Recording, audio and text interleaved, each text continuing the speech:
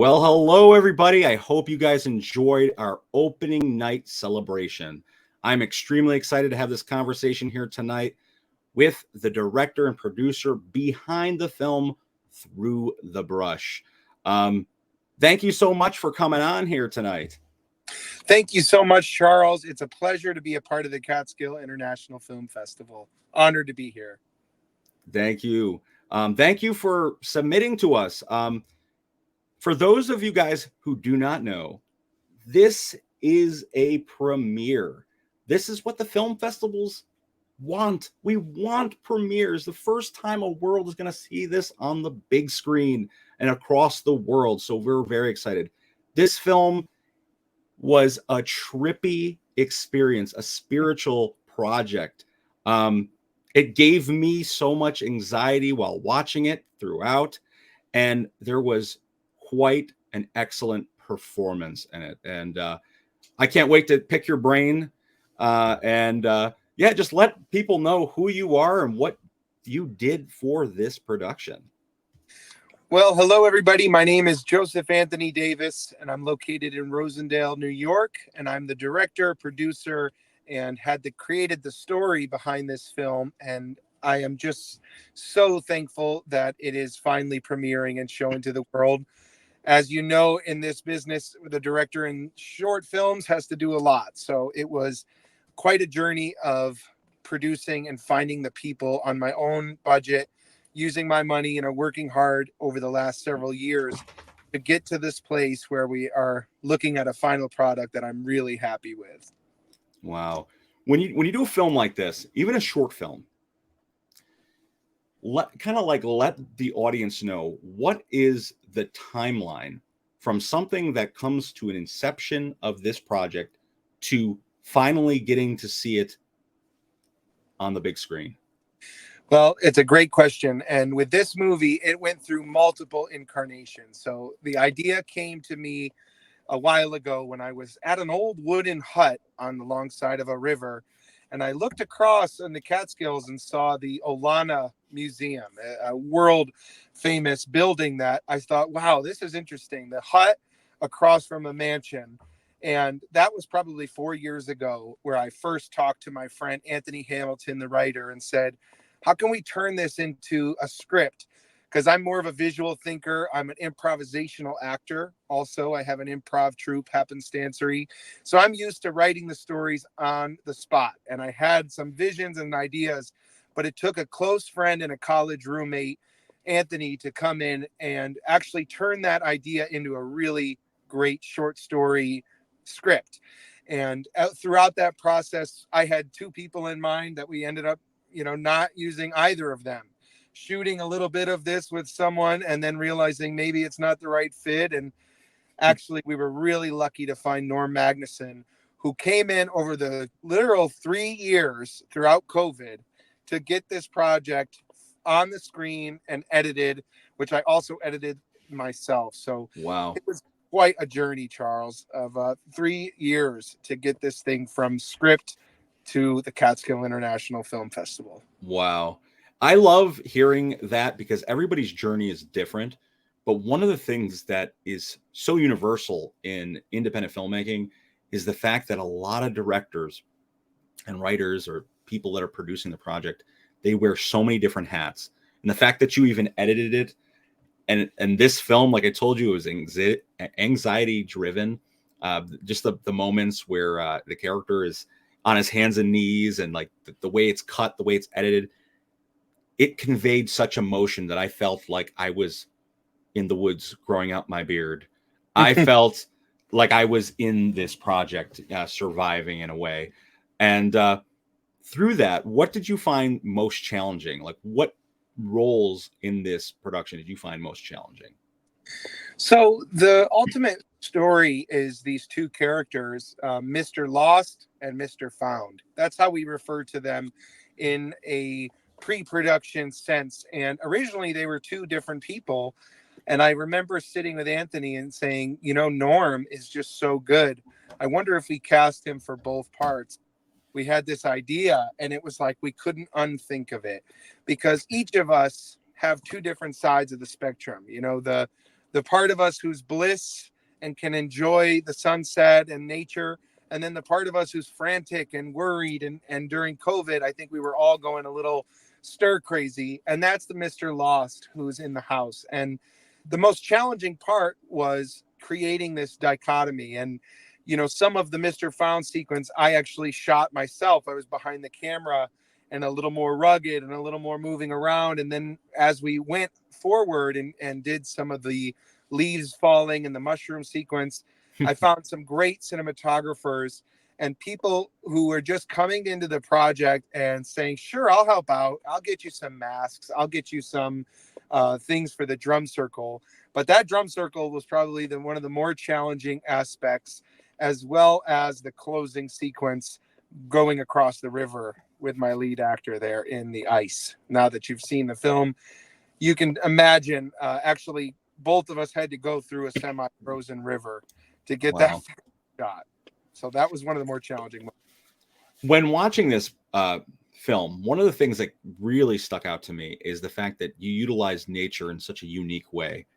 And those of us who are not filmmakers, who are seeing a film that's, you have two contrasting stories, just like you said with the two characters, where you film in almost a controlled setting versus nature.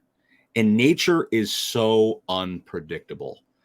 I can only imagine filming at nighttime and filming near the river. You had some extreme challenges dealing with the nature and trying to hit deadlines to ensure that we're going to get this done. Like, did you have any of those instances with this production?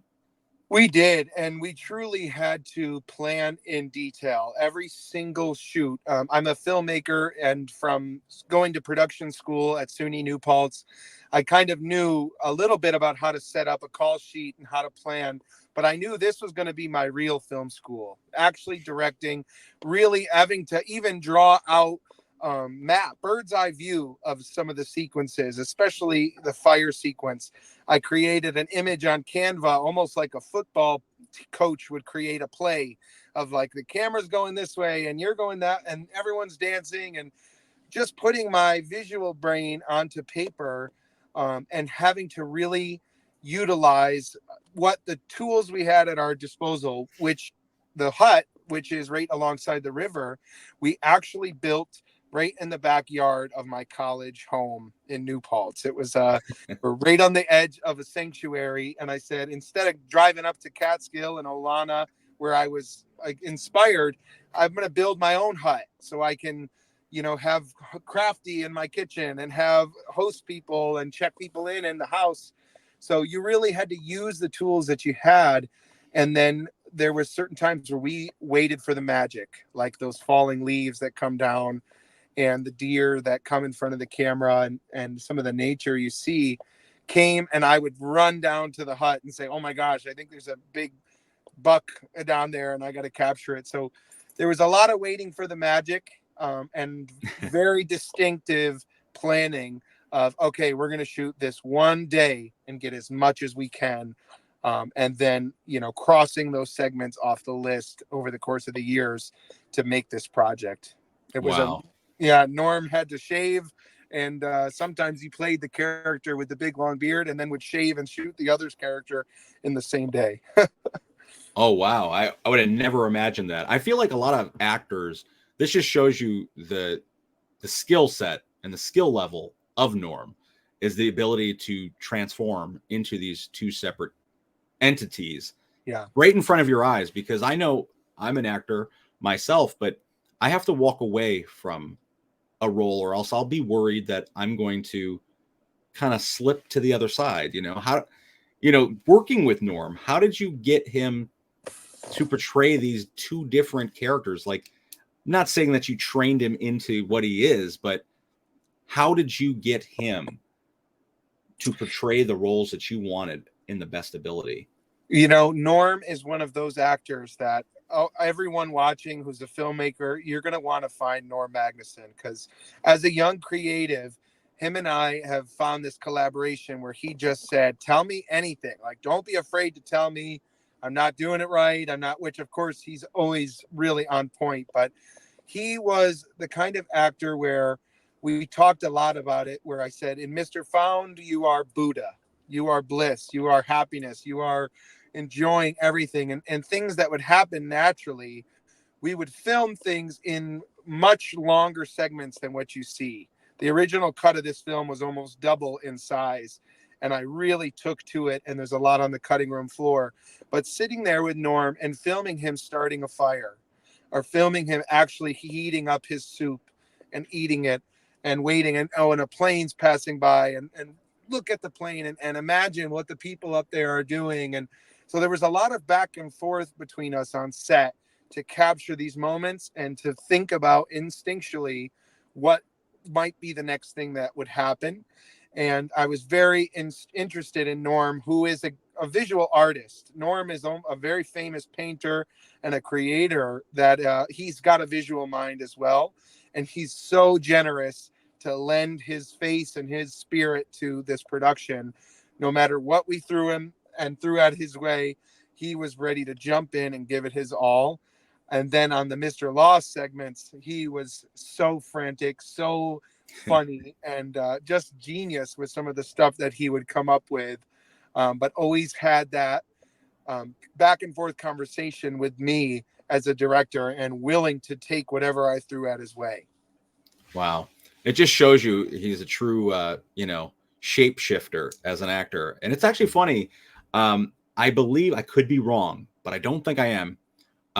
I believe Norm is actually in another film that's in this film festival, Father Forgive Me, playing Yes. an entirely different role.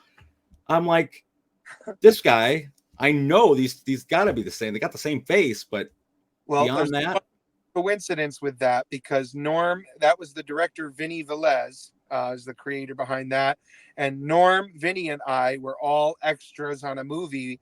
The first time I met Norm, he was playing a body double for Bill Murray on a zombie, which oh, I'm still a zombie at heart. I got a human foot here. oh, Um, but that's and awesome. we worked together on a movie called Silent Retreat. So Norm, Vinny, and I all worked together in the Hudson Valley acting scene, and see each other on SAG-AFTRA movies that Amy and Heidi cast us all in. So they're going to be doing a workshop, I know, later for the Catskill International Film Fest. They Yep. brought us together. So it's a great example of working background on something. You might think, oh, that's not going to advance my career. But being a background actor, I met Norm, who I've collaborated with many times since. So you never know who you're going to meet on set. That's the true magic of film festivals, filmmaking, networking events. None of this would be possible. Nothing without those networking opportunities. I mean, the first time I ever got involved in filmmaking, I happened to go to an arts mixer in Orange County. And from there, I ended up meeting a cinematographer. I had written screenplays in the past.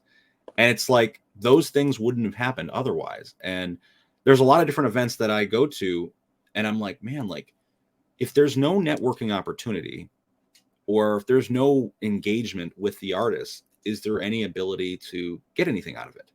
So that's one of the things that we pride ourselves here at Catskill.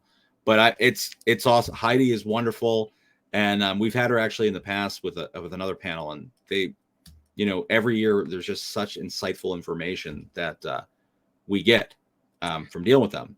But there's something I want to dig into. Sorry. You were talking because you edited the project as well. Yes. You a lot of stuff didn't, you cut on the cutting room floor. But when I was watching this project, I could see this also as a feature. I could see this. What was your decision process? Was it totally a financial one, or more like this is a better story? This is more concise. This is exactly what it needs. Yeah, that's a great point, and it brings me to something that was early in the pre-production. We spoke to each other, Tony and I, the writer, about what if this story that, the audience is smart. Give the audience credit. They don't need a lot to pick up on what we're saying. What if this took the course of what looks like a day? The morning he starts, there's coffee, there's breakfast, there's lunch, there's a big party as night comes in. and then it's another morning and things have changed towards the end of the film, and you've seen one character is almost transforming into the other. So it's truly a day in the life.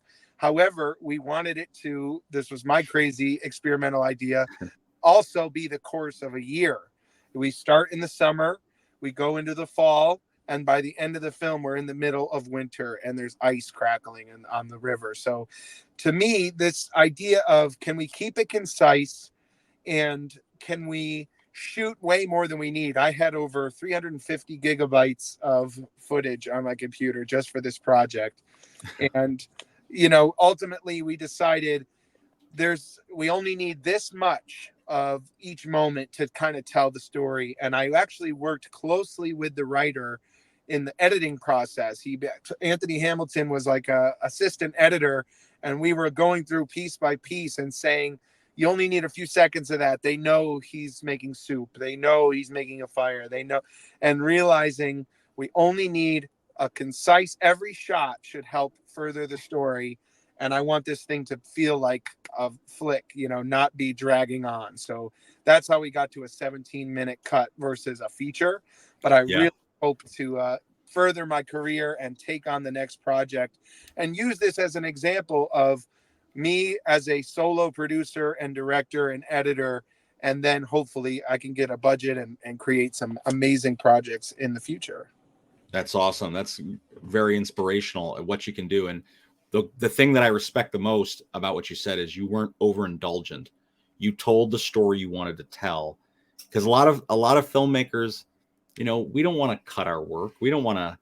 There's so much stuff that we could throw in there. I mean, why not? Why not just put? But you did what needed to be done with what you had and the resources you had. And you're building huts. Yeah. You're editing the stuff. I mean, you're behind the camera at times. Awesome, awesome stuff. One of the things that really sticks out and highlights your film with this film festival is, that meme you might see online where it says, I'm from New York, and it shows the city. And Yeah. then it says, I'm really from New York, and it shows the seasons. And that's Mhm. one of the things that your film to me represents what it's like to live in the Catskills. Mm. And, the nature, the beauty of the nature, and we get the full experience of all the seasons. And, you see it in your film. You see the evolution of time, and what, people all over the world want to know what it's like, what a New York winter is like. And your film highlights that. And I think it's a beautiful thing. The cinematography, gorgeous. You could tell a lot of planning went into it. And like I said, it's very different.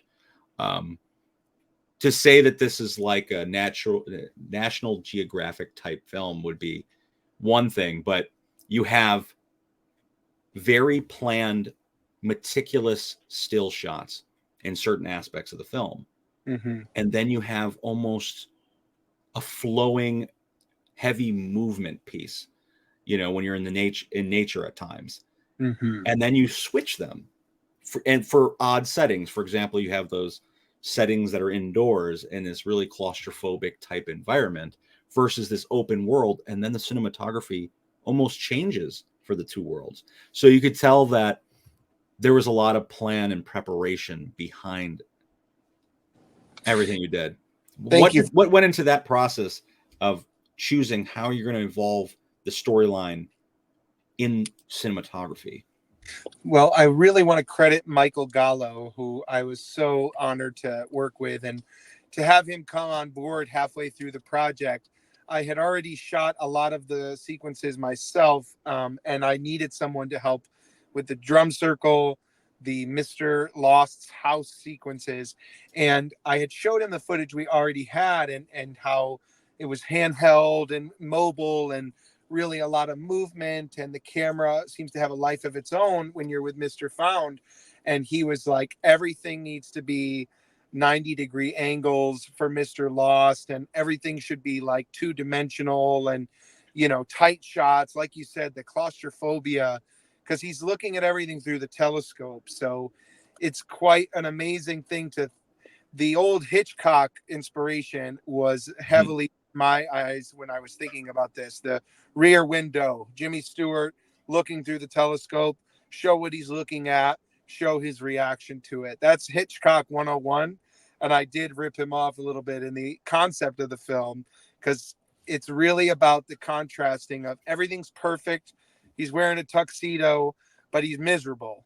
And then everything's kind of loose, and you don't, this guru on the side of a creek, everything is moving quick, and then ultimately we get to that frantic ending where the worlds meld and we carry over with Mr. Lost to the other side. And I think it's open for interpretation. The ending there, did the two become one? Was one in the other's head?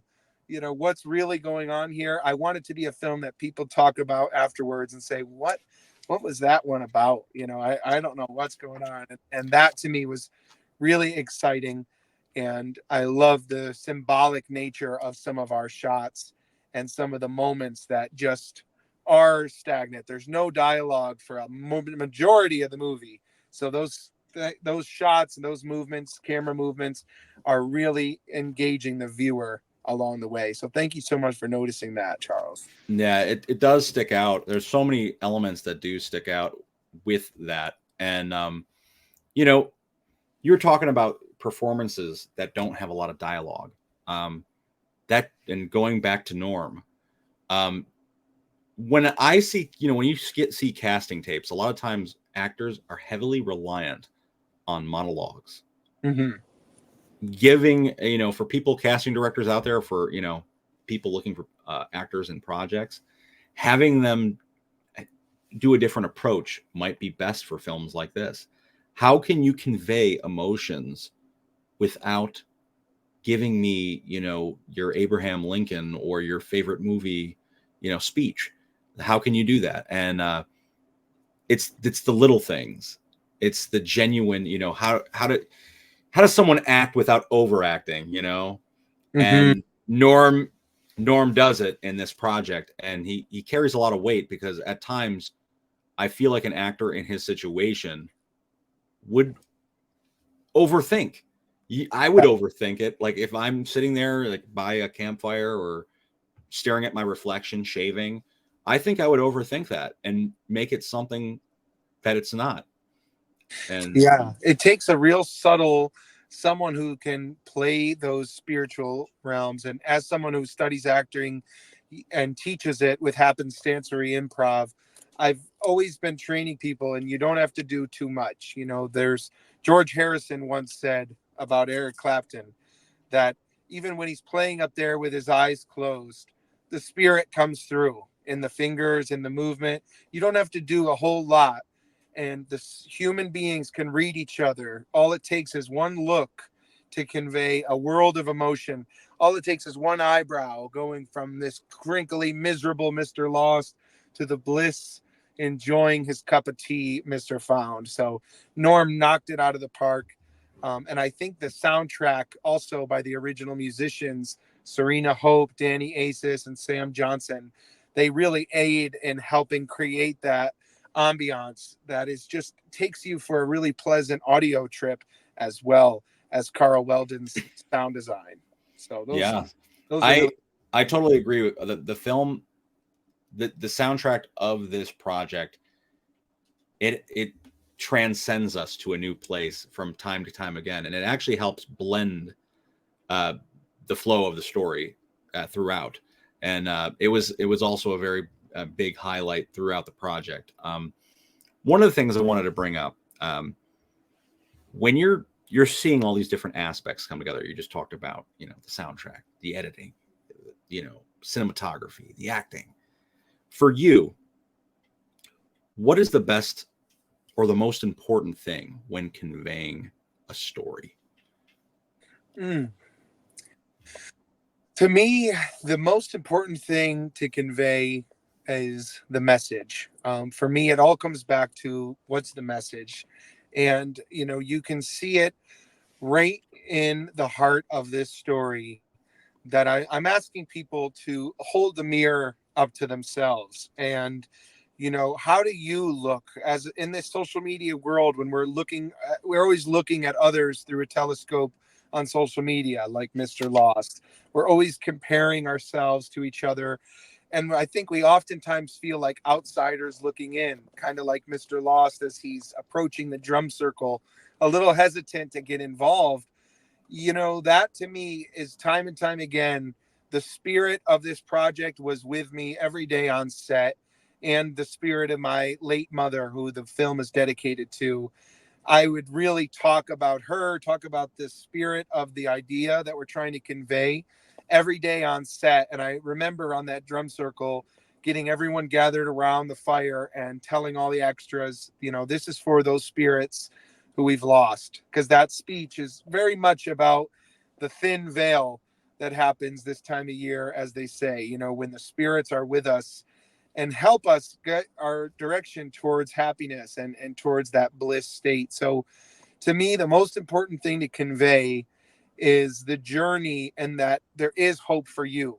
And even though it looks like a course of a year, all it takes is one day, and you can wake up and decide to be a different person, decide to have tea instead of coffee, or maybe you're just going to take it a little bliss, have that moment of meditation like he does at the second morning of the film. So ultimately, I hope people take away with it that message and decide to live their lives a little bit more mindful and grateful for nature, for their community, and for the spirits that are guiding us from the great beyond. That's beautiful. It's a beautiful dedication to your mother. And, you know, one of the things you brought up about that, you know, the mirror concept and looking at yourself. And one of the things with this industry and social media in general is we're always comparing ourselves to the next actor and the gigs they got, or, you know, how much money they have, how beautiful they are versus what we have and what we have to offer. Or sometimes it's just not the right time or circumstance. There's Mm-hmm. been actors I've worked with time and time again. And finally, they might get a critical role in one of my projects. And they asked, they're like, well, what was it then? You know, why, you know, was his acting better? Or, no, he was the part, Mm-hmm. and you are this part, and for me, but I'm just a man and I have an opinion. You know, there's everybody, you know what I mean? And that's what people need to realize, is that you have just as much authority in your own life that someone else does over you. And you know, there's been so many circumstances like that, but I think that's a really important message uh to kind of go out there, because like I said, so many people are always, you know, social media is so, in a way, it's a beautiful thing and a double-ended sword, because we're always, you know, there's people out there that, like, man, they're posting again, going on a vacation. Huh, what do they work? Do they never work? And that's Yeah. the way we feel. Like, I want to go on vacation, and then, like, they see someone with an engagement ring and their husband just proposed to them, and then they're looking at, oh, she got a bigger ring than me. do Yeah. you do Coming. you know if theirs is real, and does it even matter? Ex- You know what I mean? And that's the whole point. And I think it's a great thing. And to go back to what you were saying a little earlier, is about the idea of having a, you know, an open-ended kind of story where people can interpret it the way they want. For Mhm. me personally, these are some of the best stories because they leave conversations, they have rewatchability, you know. Yeah. And that to me is it could your mind wanders, and it gives you endless potential, you know. And that's, to me, like, if you really want to rewatch a film and find all the nuances in the characters, or the performances, or just even the way it's edited, because that in itself, I feel like, has its own intentions at points. So I don't know. I know I'm talking a lot, but No, I that's spot something on. that I definitely wanted to bring up. Mhm. So when you're tackling a project like this with such tight deadlines or challenging locations, what kind of tactics do you use? You know, because you're dealing with time of sunlight, you're dealing with elements of weather. How do you Yeah. accomplish that? You know, there was actually, you have to be prepared to delay everything at certain times and make that call and go with your instincts. I remember a year, almost exactly to the day, we were going to shoot the drum circle. Someone in my house just might have had COVID. and was nervous that they might get sick. And me being in the COVID industry, I've been a COVID compliance officer. I said, cancel it. We're just going to have to do this another time.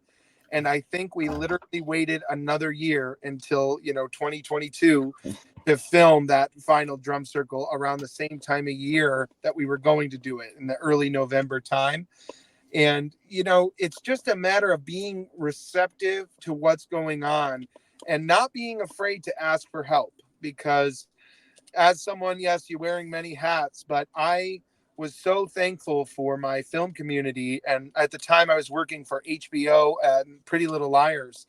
And all of a sudden, all of these crew members who I was introducing myself to every day as a COVID entrance guy, welcome to set. Here's your wristband. Are you feeling sick? I would share with them, I'm also filming a movie. Do you have any masks, or do you have any props, or do you want to come be on set and help catch up people? And those are now names in the credits of people who lent me things and said, here, use this. And you can borrow it for the film. So really the tactics are giving people you trust key positions, having a great assistant director in Taylor Suppel, who also made a film with Norm that I worked on previously called Suicide Eyes. He was a great alternative to me as the, really positive director and kind of keeping everybody happy. He was a great one to say, guys, we're behind on time. We're doing, so trusting people to cover the areas in which you lack, and knowing your own strengths and weaknesses and telling people, listen, I need you to take this duty on. I need you to be on fire safety and make sure you give a speech, and those kinds of things allow you to focus on exactly what is your specialty, like making sure the message is conveyed to everyone and working with the actors. So collaboration and delegation are the keys to a successful director. Wow. I'm glad you talked about that, and there's so many points in that can be dug deeper. The fact, I mean, you're hitting the nail on the head for me, because I need to learn some of those, because when you're a director and you also wrote the project, you get, I don't want to say cocky, but you get in your head like, I have a vision, I want this accomplished a certain way. But I'm even learning to let go, because people are brought to you, and you scout out professionals so that they have special expertise to help Yeah. conquer your goal. And that's what it is. You guys are all in a team to conquer a specific goal and a message that you want to convey. So you can't do it alone, and if you do, it's very challenging. Time and time again, and it happens, sometimes you get a fluke where a director wears so many hats. They're the actor, director, producer, editor, sound guy, they're doing it all. And then something along the way gets kind of neglected. And there is people out there that can do it all. But I think it's like, over time, you have to build your repertoire of skills. And, I wouldn't advise it to anybody, because I think, truthfully, the beauty of filmmaking is the collaborative experience. I can't imagine making a movie by myself and being like, wow, that was fun. What, having those conversations that we talked about on set and those memories, I mean, last forever. I mean, I'm pretty sure you're always going to remember that ice Yeah. when you shot. You're going to remember that blistering cold forever. And as sucky as it was in that moment, you're going to look back when you're watching the movie and see how beautiful it is, and you're going to see the beauty in that sacrifice. And I think that's great, to look back. But with that, with those challenges, if you were to shoot this movie all over again, okay, what would you do differently? Well, if I was going to start from scratch, this whole project that's taken so many years, I think one thing I might do differently is, I probably would, knowing how much I didn't need, how much there was these nights and shoots where there were things that ended up going away. as a director, I learned, I'm going to take my next project and approach it as what are the bare bones of the story, and what are really we need, because some directors, they know the shots they want and they go into it and they just boom, we got it, moving on. And I'm kind of more of like a documentary approach. Like, we're going to live this day as if you're Mr. Found, and don't even mind us. We're just going to be here, and then we'll talk and set up the next sequence. And I think, as in retrospect, I needed much less than what I captured. But ultimately, I think that going into the next project, I will, offer more collaboration, even expand my search for more people to, be on set, be a part of it. Because, like you said, that feeling at the end of the day when you worked with a great group of people and you all, we did it. That's a wrap on the martini shot. There's nothing like that feeling of, high fiving everybody, loading out the set, and saying goodbye to the home, Mr. Law's house, for example. So I think for me, I would invite more people, maybe get a more diverse set, get more people to be involved, taking behind the scenes photos and really capturing the movie behind the movie. Because as you see now, we've been talking more than the length of the film is itself. And the process of making the film is sometimes more exciting or interesting than the movie itself. So capturing that process along the way would be something too I would do differently. Yeah, that, you know what? It's funny because even with the film festival, we were just talking about it. We had a committee meeting earlier, and we're like, listen, in the past, you look at the pros and you look at the cons, and one of the big cons of the past is we did a lot of over the top things, like had really amazing events, and we had limited coverage, like camera work, Mhm. videographers, photographers, people that were covering it. And, we have pictures and some stuff, but there was some stuff that we had literally, it happened, it existed. But as a filmmaker, myself, it's terrible when you look back and you're like, man, did it happen? Yeah. Because there's no, and behind the scenes, like, there's so much hard work that goes into a film like this. Mm-hmm. And the ability to see, like, a makeup artist working on him, or someone like setting his clothes, or Mm-hmm.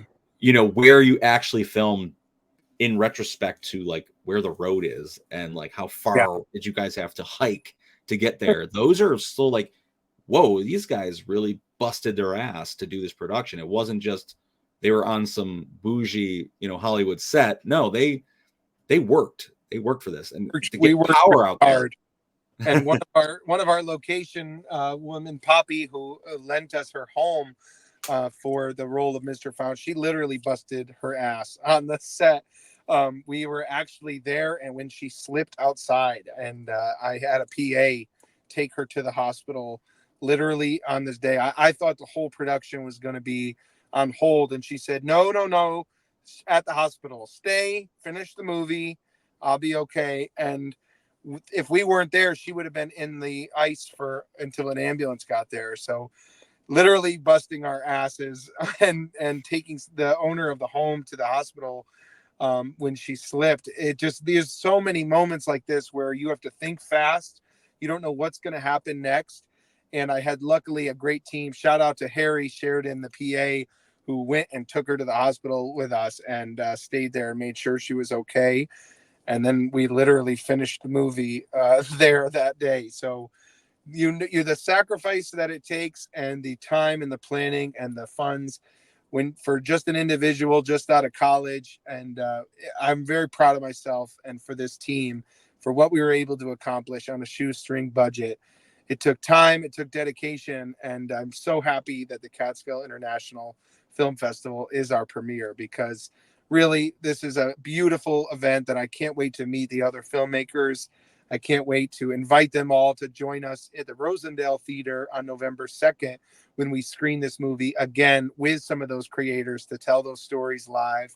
And also, we're going to do a drum circle at that screening. So, I'm going to Oh, bring that's the drums awesome. out. Yep. That's awesome. See, like events like this, they can, what I mean? They link to other things. And that's a beautiful thing. That's what this is all about. I mean, I can't tell you how many times I've networked with filmmakers who end up editing my film through my film festivals, or hey man, I need a photographer, and they got hired as a, got a gig. That's what this is all about. And I hope more people, they have those intentions, because your movie, all of our movies, great, everyone has their own opinion, but the time and effort and the work that went into it, a lot of times these projects are stepping stones for the next big thing, and how we're going to, grow as filmmakers. And through this film, you've made, probably had a lot of tough artistic choices to make, you know, doing this. I mean, when making this film, at any stage of the production, what was the most challenging artistic choice you had to make that could Hmm. make or break the film? I really think it was the most difficult thing for me to go into the cutting room floor and, shave things off that just felt like they dragged the movie on, or they weren't necessary.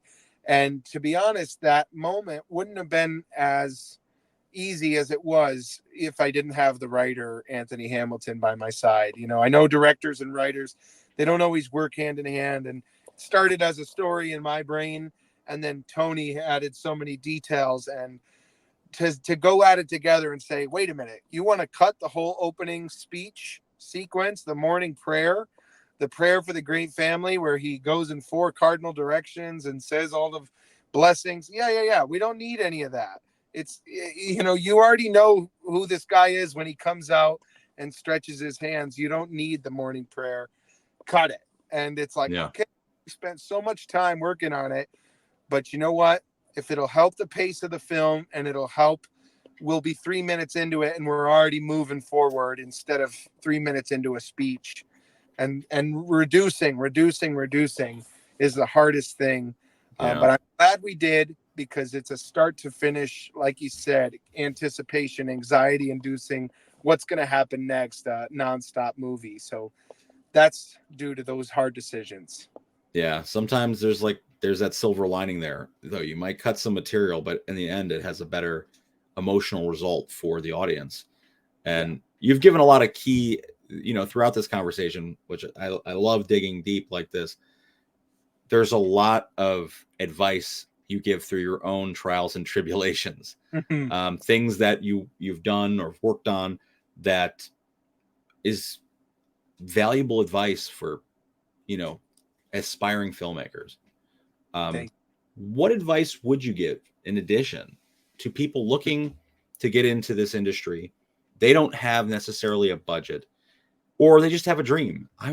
There's so many people I know that want to make a movie, or even write a story, and they're just like, but I'm worried. We talked about that social media thing. you. They're worried about what everyone thinks, and that, like, stops them in their tracks. They Yeah.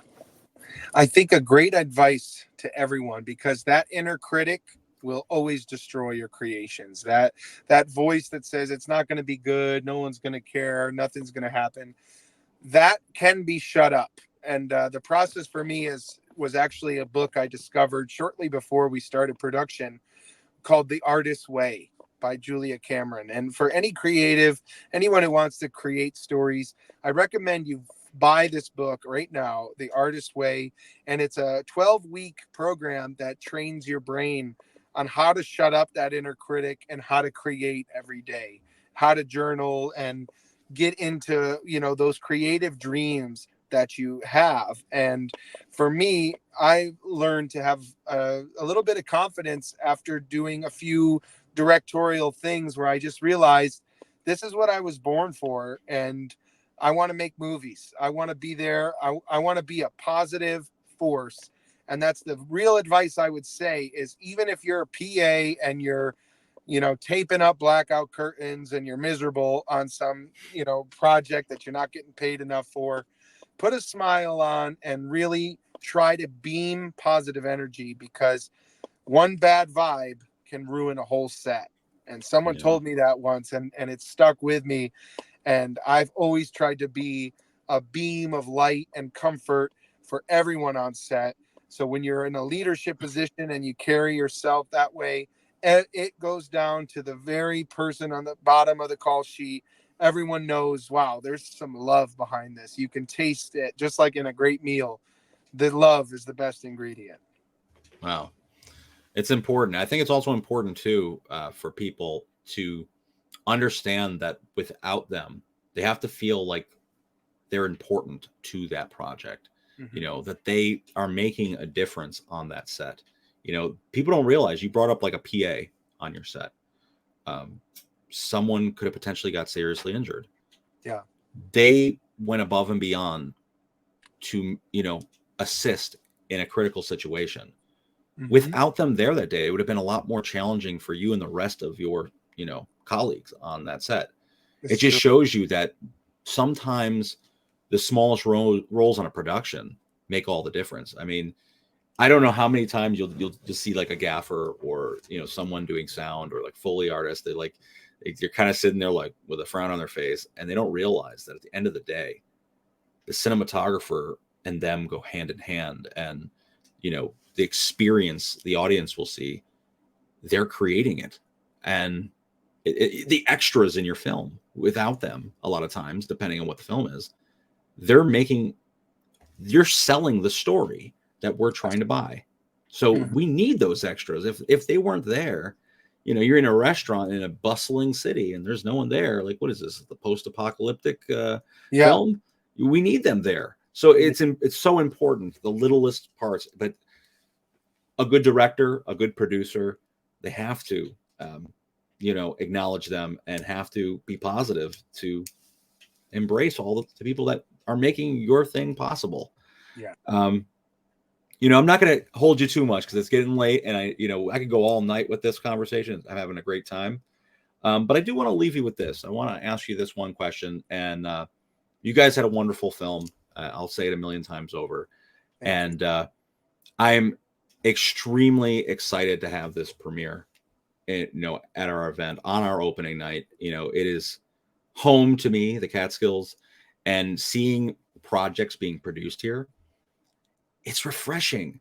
There's so many people that have this misconception about this area, that nothing is getting created here. That everything happens in New York City. New York Mm. City is a beautiful place, but there is a rising community in the Catskills of filmmakers, and they're submitting work. They're getting accepted in festivals all over the world. They're getting distributed. They're getting star power in their movie, and they started off small and they're growing. And this film, has so much potential for. I can feel it. But with that said, for you as a director, producer, and whatever future you may put on your resume, what is next? Mm. So next for me, I'm very honored to be working on a series about the improv troupe I started right along the sides of the production of this movie. Happenstancery Improv was developed after losing my mom in May of 2020. The world was a dark place, and in July, I said I need to do something fun. I need to start a troupe and get people together once a week to make each other laugh, and Happenstancery Improv was born. And I'm really excited because my next project is going to be telling my own story, where I grew up, what I went through to develop that troupe. And also, it's going to take that kind of a fictional approach as to where we're going next. And I'm just so excited to do more comedy, to be a Screen Actors Guild actor. I'm hoping to come out of strike here soon and get on more movie sets. But I'm really excited. Follow Joseph Anthony Davis to stay in tune, because I'm going to try to be doing more stand-up comedy, more funny little videos that are just making people smile in this crazy world. We need it more than ever. And also my music career, Jolly Joe Jester, streaming everywhere. Those are some big things that are coming next. And Joe's Java Jive, the podcast, is going to be a new thing that I'm starting this year, where I will be interviewing, conversating with all these amazing people, such as yourself, Charles, and these fellow creators. I'd love to speak with you about your projects like this and your life story. So I'm really looking forward to that, and continuing to be a member of the Catskill International Film Community. And I'll be back next year with a movie. Oh, maybe sooner, because I'm going to be doing the 72-hour film festival. So Oh, wow. lots of I'm good. excited. So listen, this has been insightful almost hour, and I'm having a really great time with this conversation. What I want to let the audience know is, if you liked Through the Brush, if you loved Through the Brush, I need you guys to go vote. Okay, you're gonna go vote by logging in Catskill International Film Festival.com. There is a slew of different award categories specifically chosen by you, the audience. Okay, so you guys have the power. I mean, there is other award categories as well, but the audience does choose a whole bunch of different award categories, and we will be happy to announce them October 27th at the Sea League Theater, SUNY Sullivan, Loch Sheldrake, New York. It's going to be a blast. Thank you so much, Joseph, for trusting us and choosing us to be your premiere. You don't know how many times someone will submit something incredible to us, and it's their premiere, and then they're like, "Oh wait, but we got in here instead." And then they pull the project, and they're like, "But we got into this festival instead." And to me, it's like kind of a kick in the nuts, because you're like, well, I guess they think they're better. It's like, but we really do, we have the most premieres than we've ever had before.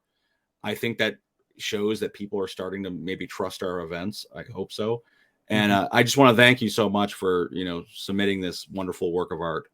It's only fitting that Mr. Found, the hermit man living in the Catskills, like Rip Van Winkle, premieres at the Catskill International Film Festival. So thank you so much, everybody, for listening. Please follow and reach out. I'd be happy to collaborate, whether it's setting up a read-through with my improv troupe of your next script, or being a character actor in a project, or looking over your finished edit and giving advice. I'm always down to help out other creatives. So please, let's collaborate. And strangers on this road we are on, we are not two, we are one. Awesome. Have a great one. Thank you so much. This has been awesome.